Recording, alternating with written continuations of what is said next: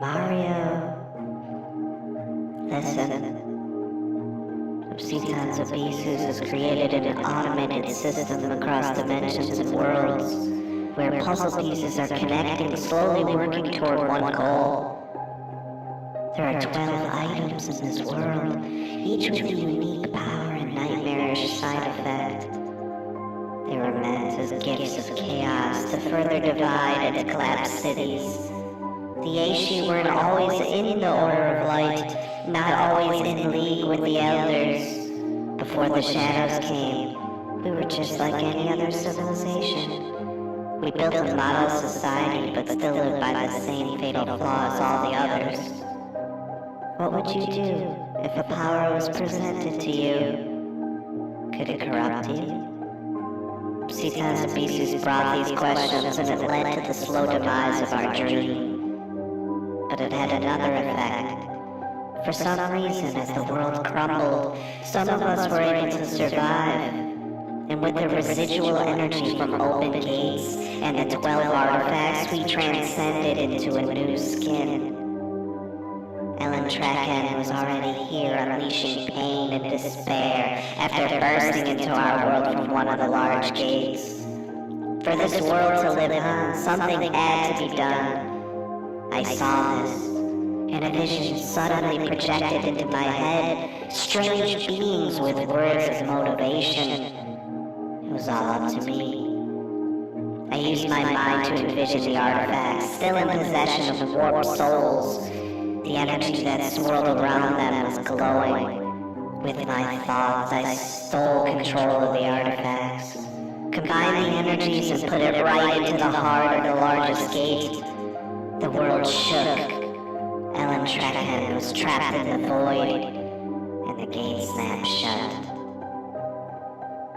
The Elders later told me in a dream that I must continue to lead the rest of the survivors, build a new world, and prepare to fight. We were now in the Order of Light. I sealed the artifacts in different areas to hold the dark powers at bay. The Aishi then began to strengthen and learn of new powers to keep the shadows away. When Obscitans Abyssus disappeared, we believed we had won. The celebration was premature. The plan to imprison the shadows in your dimension failed. Obscitans Abyssus slammed back into our world with unfinished business. The schism had already begun as energies from the medallion interacted and awoke the artifacts, allowing gates to open once more, weakening the seals so the artifacts could be found once again. The seals are nearly gone now. 6 artifacts are in possession of the Dark Ones. A 7th one is already in danger. You and your friends have more at stake than could have ever been imagined. Time is collapsing around us and the walls are cracking. But we can once more use the artifacts against them. You must protect the artifacts' energy. Your friends are stuck in the areas around these seals. If they can somehow harness this energy, we will have a chance to stop them from being found. But it's up to you to get them ready, Mario. You must wake up, find your friends, and help them open their minds to dream. Now, wake up!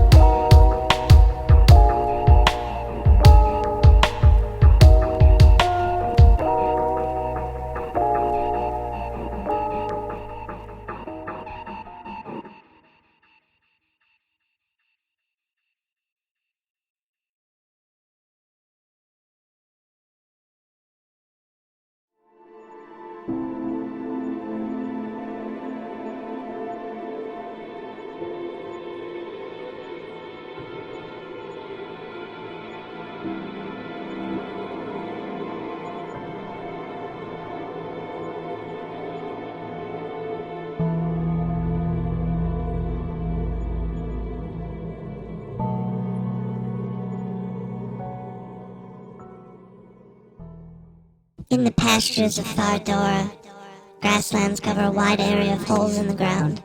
These holes lead to several underground tunnels that stretch throughout the flatlands of Scale region. Scale, of course, refers to the strange shadows that seem to cover stretches of this area. The shadows are actually just the change in colors around these openings to those tunnels. The Aishi bunkered here during the Great Collapse, and this is also where our place in the Order of Light was born, when our queen first gathered us to protect the gates and explain the Elder's plan. The tunnels were a means to transport ourselves outside of the watchful eye of Obscitans Abyssus. It allowed us to stay away from the horrors of the portals and try to control them in secret. While more gate activity is in the wetlands of Aron, or peaks of Ulk regions, the flatlands contained a mega portal, one that nearly ripped a hole through the universe. Ellen Trechend first appeared here before being cast back into the void. The shadows laid claim to it in order to cut us off. Mini-gates popped up around the mega gate, and the area has since been continually unstable, even when Obscitans Abyssus was trapped by the Elders for a short time. The area used to have our wonderful strange beasts that roam these lands, but the portals brought with them nightmares, abominations that use the grasslands like an ocean, hunting from the tunnel openings. The Aishi abandoned these pastures and sealed off the tunnel access, but through a portal one day popped an ancient being who decided the land was too beautiful to let evil take hold. Krahor was a king in another world, but here all titles were useless in the face of death. As the shadowy abominations roamed and hunted, Krahor discovered the Aishi and spoke of a shield that could moan a warning and allow an ambush on these creatures. Unfortunately, this shield of Aeson was left behind before coming through the portal. Obscitans Abyssus listens. Finding the shield and corrupting it into a new artifact was the plan. Krahor discovered the shield and believed it was destiny to help our world, using the shield to defend and call to us the warning. Allowed the Aishi to rid the world of most of these abominations. Little did we know that by doing so, many gates were being formed around the corpses of the fallen. Krahor left us with the shield when the deed was complete and returned through the portal in hopes of bringing others. But the king never returned.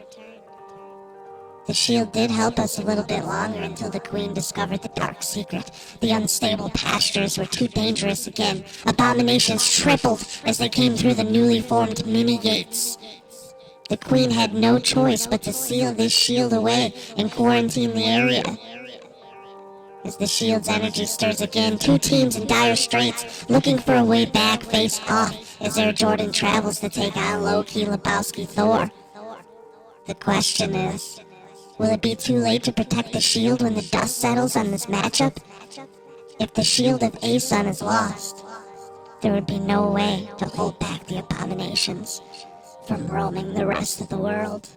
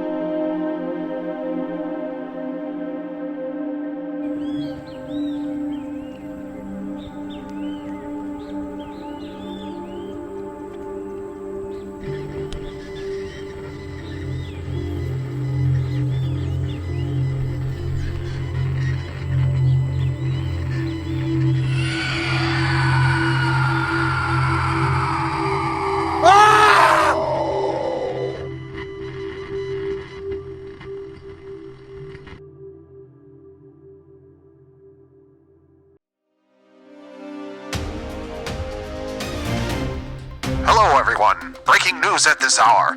An uptick in missing persons cases in the United States have now been linked to others around the world. Authorities believe these cases are linked based on eyewitness accounts of similar phenomena: flashing lights, screams, and disorientation. And this doesn't end there. It seems past unsolved mysteries of missing persons also have similarities, with several accounts mentioning that a person with a hooded robe or cloak was seen. This evidence was ignored before because the hooded individual was linked to an attack in the 1800s and in the 1920s. Authorities working together in Europe and the United States are not releasing information whether this hooded figure was seen again, but many theories point to a cult or possible copycat serial killer crimes. More details to come during the news at 6. Until then, please be safe out there.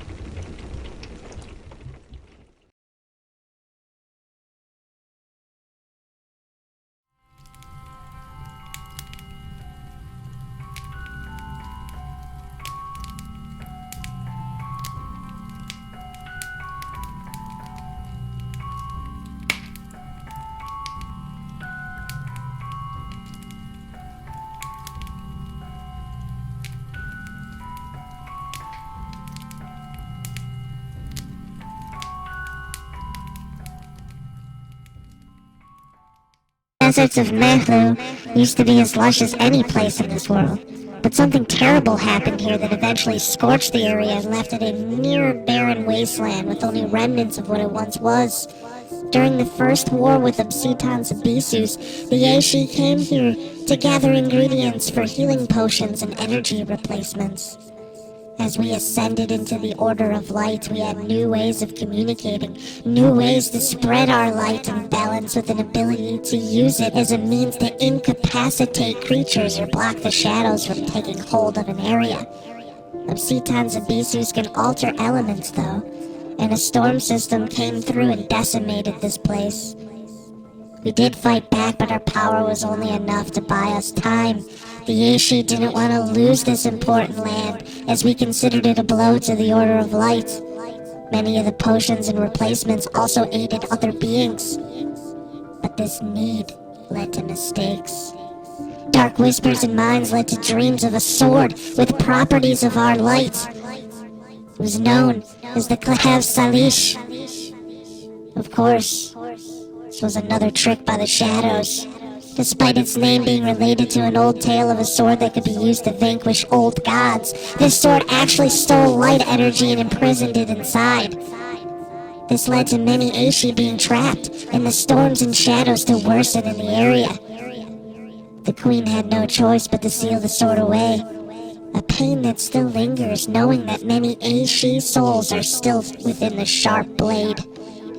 When Obscitans Abyssus left, there was hope that this land would once again prosper and heal itself, and there were signs of this. But the shadows' return once again awoke the storms and caused a burst of energy from this sword that caused a gate to open. And this began to trap other souls in different times and places, different worlds, different dimensions. Eventually, we were forced to harvest what we could and left the area as the storms finished the job of decay. We wanted to avoid more losses. Two teams will battle here and hope to avoid being lost and trapped themselves. Bandidos del Rio hosts the multiple scorgasms with the two teams going in opposite directions. While they do battle, more souls are being snatched without an end in sight.